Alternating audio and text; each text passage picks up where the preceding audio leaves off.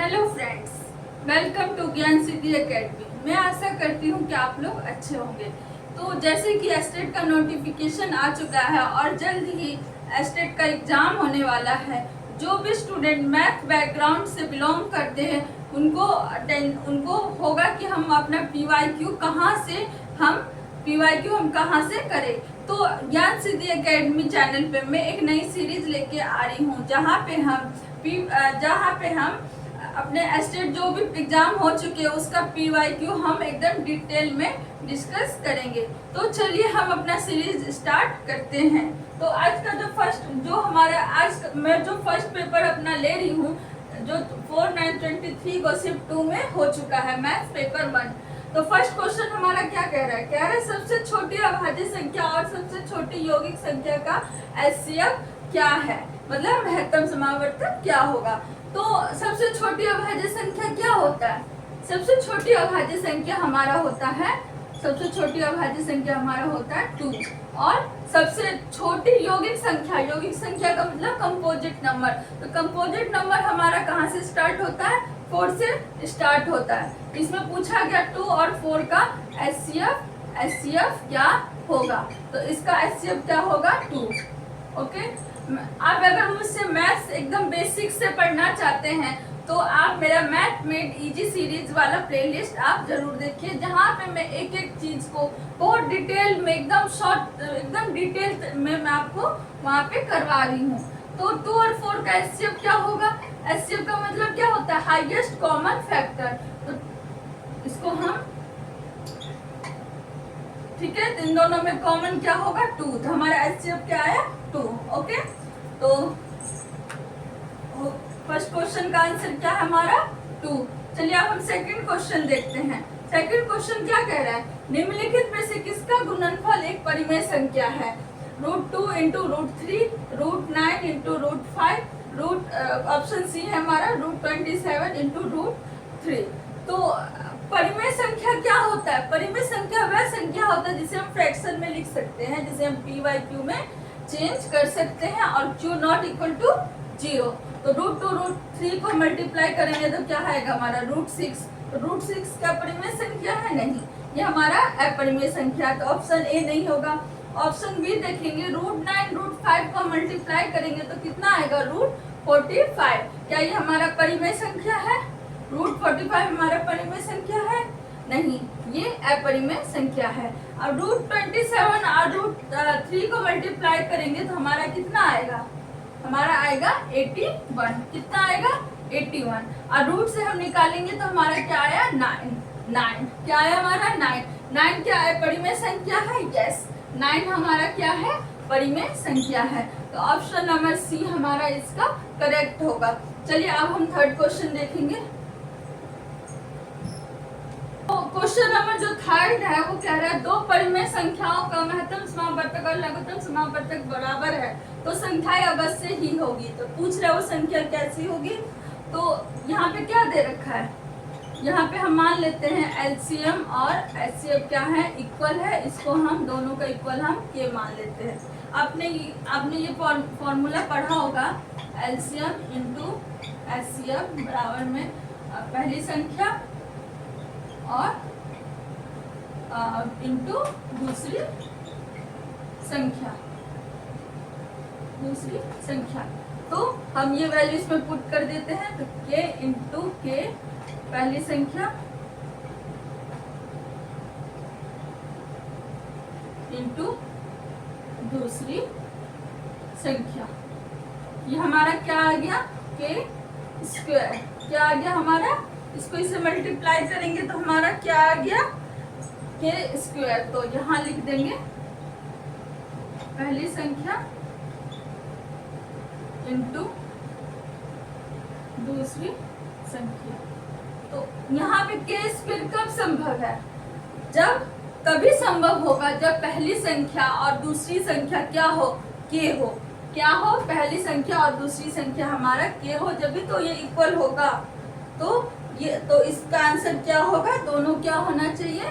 समान होना चाहिए। तो दोनों संख्या क्या होना चाहिए? हमारा समान होना चाहिए। ओके, ये ऑप्शन नंबर क्या है? डी।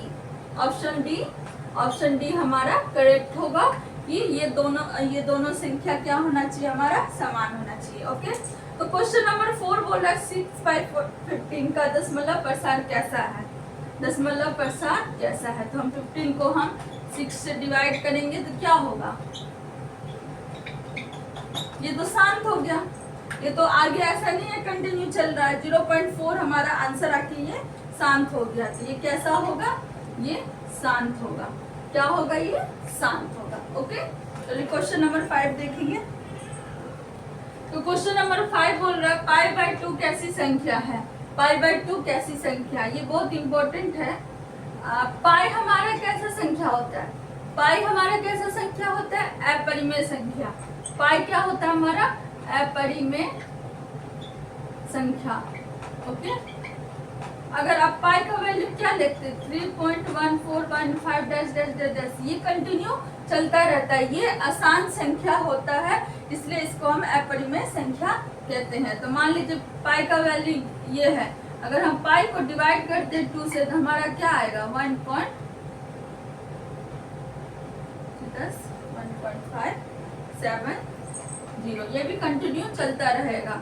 ठीक है, तो ये इस क्वेश्चन का आंसर क्या होगा, π/2 हमारा क्या है, π/2 अपरिमेय संख्या है, अपरिमेय संख्या। क्यों, क्योंकि पाई हमारा क्या होता है, एक आसान संख्या होता है।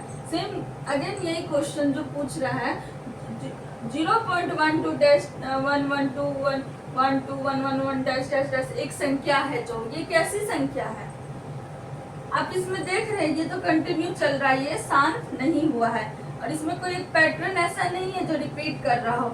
यहाँ पे 1 एक बार आ गया, 2 बार आ गया, 2 बार आ गया, फिर 3 बार आ गया, ऐसे चलता ही जा रहा है कोई। तो ये क्या है, एक अपरिमेय संख्या है। क्या है ये, अपरिमेय संख्या है, क्योंकि ये आसान संख्या है। नोट में आप लिख लीजिएगा, क्योंकि यह है आसान संख्या है। ओके, चलिए क्वेश्चन नंबर 7 देखेंगे। तो क्वेश्चन नंबर 7 क्या बोल रहा है, निम्नलिखित में से कौन सा विजातीय संख्या है, मतलब इन सब में से अलग है। ठीक है, तो 3/5, 3 और 5 क्या है, हमारा एक इंटीजर है और ये एक परिमेय संख्या है। ठीक है, तो ये नहीं हो, ये देख लेते हैं। फिर ये है 16√4, तो 16 को रूट से निकालेंगे तो हमारा 4/4, ये 1 हो जाएगा। ये हमारा क्या आ गया, एक 4/4। ठीक है, तो ये भी हमारा क्या है, परिमेय संख्या ही आ गया। ठीक है, √2/5, √2 हमारा क्या है, परिमेय संख्या या अपरिमेय संख्या है, तो √2 हमारा अपरिमेय संख्या है, क्योंकि √2 को हम नंबर लाइन पे रिप्रेजेंट नहीं कर सकते। और सेम 25/9 ये भी परिमेय संख्या, मैं इधर लिख देती हूँ परिमेय, ये भी परिमेय हो गया। क्यों, क्योंकि 3 और 5 इंटीजर्स। ओके, और ये भी हमारा परिमेय हो गया। ठीक है, ये तीनों तो सेम हो गया। आपको ऑप्शन नंबर 3 देखेंगे, √2 हमारा क्या है, अपरिमेय संख्या, और 5 क्या हमारा इंटीजर्स। तो एक चीज ध्यान रखिएगा, जब भी हम अपरिमेय संख्या को इंटीजर से, पूर्णांक से भाग करते हैं तो हमारा अपरिमेय संख्या ही होता है। तो मैं यहाँ शॉर्ट में लिख देती हूँ, इस तरह के हो सकता है नेक्स्ट एग्जाम में और भी क्वेश्चन आ जाए। अपरिमेय संख्या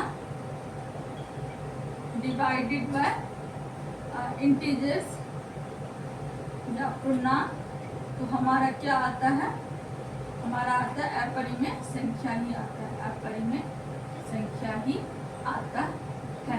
ओके, तो हमारा ऑप्शन नंबर 3 ठीक है। क्वेश्चन नंबर 8, पाई किस प्रकार की संख्या होता है, मैंने पिछले क्वेश्चन में बताया था, तो पहले वाले क्वेश्चन में बताया था ना, पाई क्या है हमारा, पाई हमारा है अपरिमेय संख्या, अपरिमेय संख्या। ओके, चलिए क्वेश्चन नंबर 9 क्या कह रहा है, दो क्रमिक सम संख्याओं का एचसीएफ होगा।